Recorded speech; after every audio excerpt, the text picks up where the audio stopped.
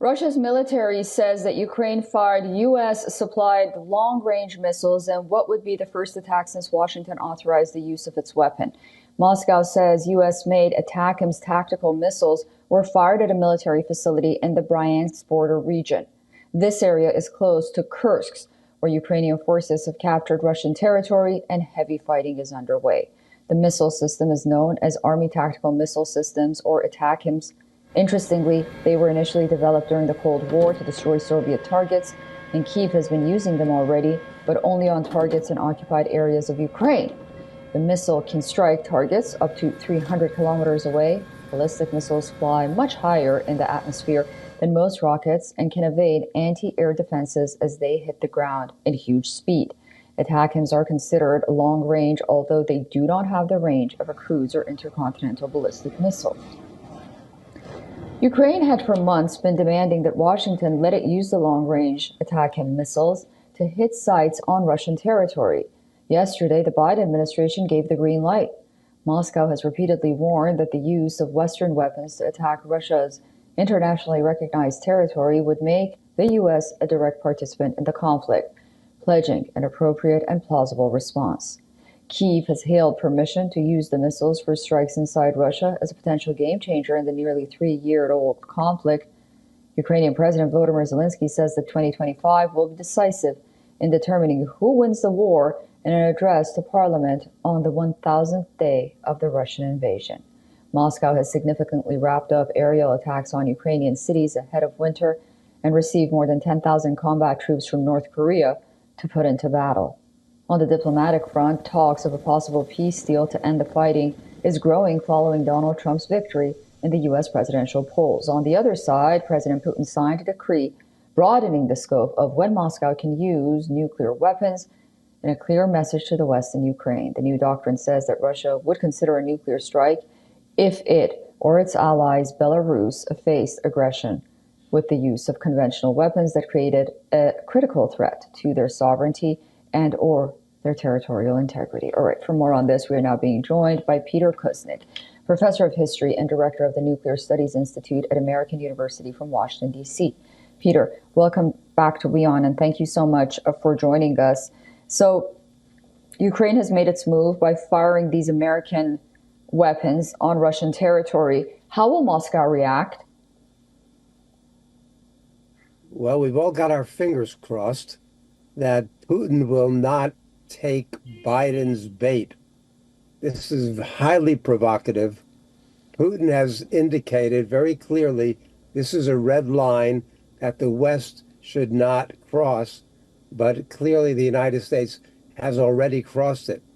As you mentioned, Putin just signed Russia's new nuclear use doctrine, and it says that any non-nuclear power attacking Russia with the aid of a nuclear power, both will be considered part of that attack, and both are legitimate targets for Russian retaliation.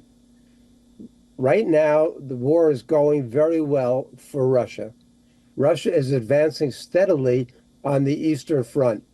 What they want to do at the same time is claw back that limited part of Kursk that the Ukrainians took with their August invasion there. Now, we have to keep this in perspective. Russia controls 111,000 square kilometers of Ukrainian territory. The area in Kursk is 650 square kilometers. So we're talking about a vast amount of land that Russia controls inside Ukraine compared to a tiny piece of Kursk that the Ukrainians control. The Russians are intent on clawing that back. Now, what are they going to do? This is very, very troubling to all of us because on the one hand, the Americans almost all admit that this is not going to significantly impact the war. It's not going to affect the outcome. It's not going to even significantly strengthen Ukraine's position. Yet they are still risking nuclear war. As the head of the Foreign Affairs Committee, the International Affairs Committee of the Russian Duma, Upper House, said this is a very big step toward the beginning of World War III. That's what we fear. All along, Biden has said he is not going to provoke Russia into World War III. He doesn't want to provoke a war between the United States and Russia. But now, in his last days, when he's almost out of office, he's given this signal to go ahead with what might just provoke that. So it makes no sense strategically or tactically, and it's very, very dangerous right now. So why is he doing it? I mean, there are a number of theories on why President Biden decided to give the green light now. Why?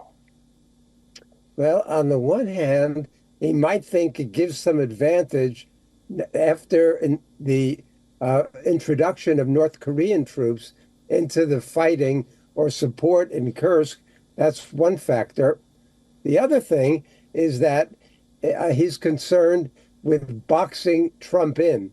He thinks the more he does to put the Ukraine in a strong position, the less leverage that Donald Trump will have to reverse the policy when he comes to the White House. I hoping that Putin realizes that the impact of these ATACMS, even attacking inside of Russia, will be very limited, almost insignificant, and that if he waits just 2 more months, he'll be able to deal with Donald Trump, who at least in his public statements and some of his appointments is much less hawkish on Ukraine than Biden has been. So if there's any rationale, that seems to be what it is. But to risk World War III over something that's going to have almost no impact on the battlefield, it just confounds me. I'm flabbergasted at the stupidity and recklessness of the Biden administration. Yeah, you said it, Peter. So many people are feeling that way. I was at the UN yesterday. Even European allies are now concerned behind closed doors. Thank you so much for those analysis, and I look forward to speaking to you again soon. Thanks. Thank you for having me.